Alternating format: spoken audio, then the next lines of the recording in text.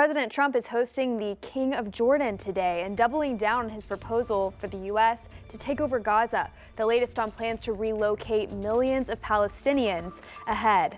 And we know now what the mysterious Project X is in Fort Smith, how leaders say this will impact the economy in the area.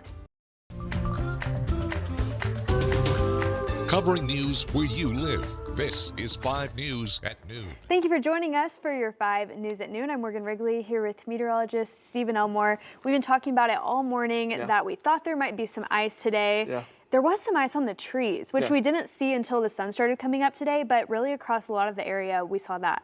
Not on the roads, though. I think we lucked out a bit for today. Most of it came in the way of some very cold rainfall, but you're right, a few areas and some high elevation, you had to go way up there to go find that ice out there for this morning. Now, again, tomorrow, the same scenario where we're going to have some cold rain across the area, but a few places will have a chance of some freezing rain once again. So we take a look at current radar out there this afternoon. Still that weather impact alert for really issuing that for tomorrow now, because again, the rainfall for today, we're in that lull right now. We're just going to be cloudy. It's going to be dreary throughout most of the day today, but a almost exact same scenario plays out tomorrow with another round of some cold rain that could lead to some freezing rain at that. Really dreary day, no matter where you are. Northwest Arkansas and the River Valley got lots of cloud coverage throughout the day today. Because of that, temperatures not going to climb up much from here. We're right around those mid to upper 30s for our daytime highs, those low 40s across the River Valley. So a bit chilly out there for today. By the time we get to the overnight hours, that's when that second round of rain is already going to be moving in. Northwest Arkansas, the rest of the day today, again, daytime highs, we're reaching them right now. Upper 30s is the best we're going to get. Temperatures stay, though, into those mid 30s overnight tonight, and this is going to be the huge factor in the overnight system, is if we stay above that freezing point, we will more than likely just have that cold rainfall. But if we dip just below 32 degrees, that's where we could see some of that freezing rain. Across the River Valley, daytime highs today into those mid 40s, cloud coverage all day long and into the evening hours. More than likely, we'll be well above that freezing point. So across the River Valley, once again during the overnight hours into tomorrow morning, another round of annoying cold rainfall. We'll talk about what's to come going into the end of the week coming up in just a bit. Thanks, Stephen. And we've got you covered around the clock on 5+ as we see more chances for winter weather. Just scan that QR code on your screen and we'll show you how you can download 5+. And while temperatures didn't stay cold enough, as we said, to keep ice on the roads this morning, some downed power lines still caused outages in Crawford and Washington counties. This is video along Highway 71 in Crawford County. While roads remain clear, you can see ice accumulating on the trees there, like we were talking about. Crews have been working throughout the morning to restore power in impacted areas. We'll continue to monitor throughout the rest of the week, so stay with us for the latest updates. The Fayetteville Planning Commission decided to hold off on approving or denying the proposed student housing complex on Dixon and Block Street in the heart of downtown. The proposal includes a 185-unit building with more than 600 bedrooms, but it's faced a lot of pushback from people who live nearby who are worried about traffic, property values, and changes in the neighborhood. I value the university. I do value students. I have a lot of them that are in my business every single day. But let me tell you, students do not become regulars in the way that you need regulars to survive. The students turn over their rentals constantly. We take this into consideration. Students have more visitors than anyone else, so you're going to have people in and out of these places nonstop. The Planning Commission still wants answers from the developer of the site. They'll talk about the proposal again later this month. The Fort Smith Civil Service Commission voted to uphold the termination of a police officer. Dalton Tucker was fired after the department says they uncovered a pattern of serious misconduct among him and 5 other officers on the night shift. The department says that misconduct included hazing, pointing loaded firearms at fellow officers, and spark testing tasers. Well, a new week brings new hurdles for lawmakers hoping to pass the Baby Olivia Act. That's a proposal to show students at public schools a video about pregnancy developed by an anti-abortion group. It hit a setback in a closely divided Senate committee. At least 2 Republican members of the Education Committee had questions about how early the animated video would be shown in schools and whether parents would be able to opt out of their kids having to watch it. Their reluctance, combined with Democrats' questions about the video's accuracy, added to the debate. So we're going to be teaching children about development in a way that when they go see their OB-GYN, the doctor will not tell them the same thing. And we'll get it back. We'll let Senator Penzo work on his colleagues here on the Senate and get everything fixed. Bill sponsors promised changes to those reluctant colleagues, and the bill has already been put on the agenda for the next Education Committee on Wednesday. And an Oklahoma bill to ban student cell phone use during the school day is moving through the legislature.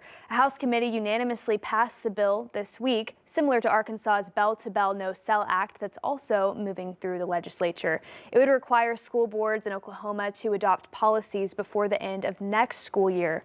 Personal electronic devices like smartwatches would also be included in the ban, but the bill would allow for exceptions like emergency use. The measure will now be considered on the House floor. And Governor Sarah Huckabee Sanders signed a bill this week that will guarantee paychecks for local government officials during a shutdown.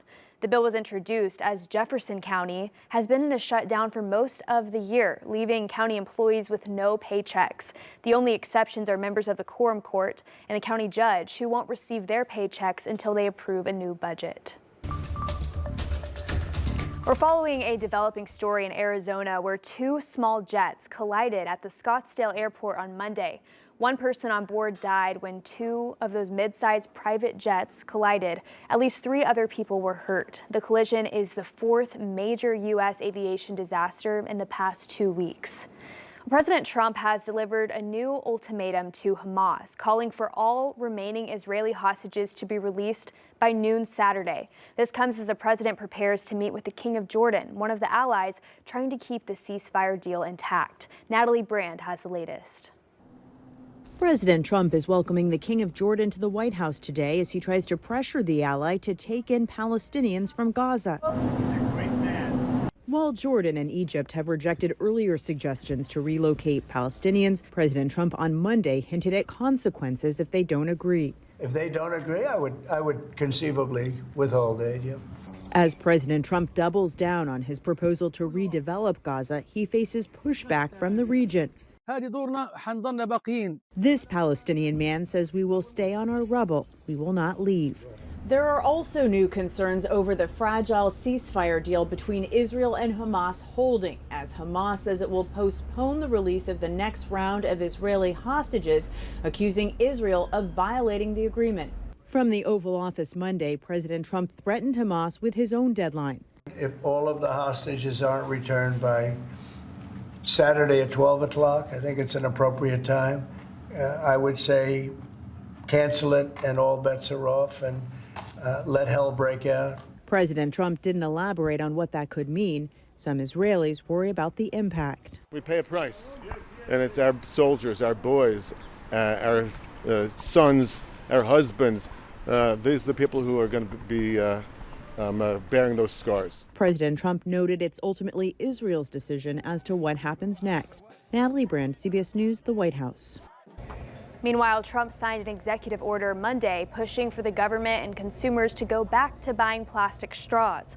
The move is his latest rollback on green policies since returning to power, following his exit from the Paris Climate Agreement and deregulations under his Drill Baby Drill agenda. We're going back to plastic straws. These things don't work.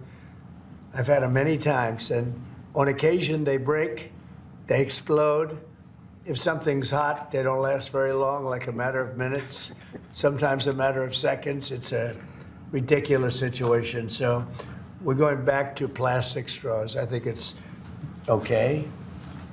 In 2024, former President Biden had announced a target to eliminate single-use plastic utensils like drinking straws by 2035 across government agencies. President Trump has expressed his dislike of paper straws for years. Well, after over a year and a half of speculation, city leaders confirm Bass Pro Shops is coming to Fort Smith. It was originally known as Project X and was brought to Fort Smith city directors back in 2023. They originally wanted to give incentives for an unnamed retail company to take over the location, but Bass Pro decided to come to the area on their own. They announced a 70,000 square foot location taking over the old Best Buy along I-540. City director says it feels good to be able to finally share this news. When Bass Pro comes to your city, it speaks to the strength, it speaks to what they believe of the area. And I think it's nothing but positive that we're going to see growth, we're going to see additional things coming around this area. The store is expected to open in early 2026. Last we heard, back in April 2023, the city told us the employer behind the secretive project would employ 93 people with an average salary of $53,000.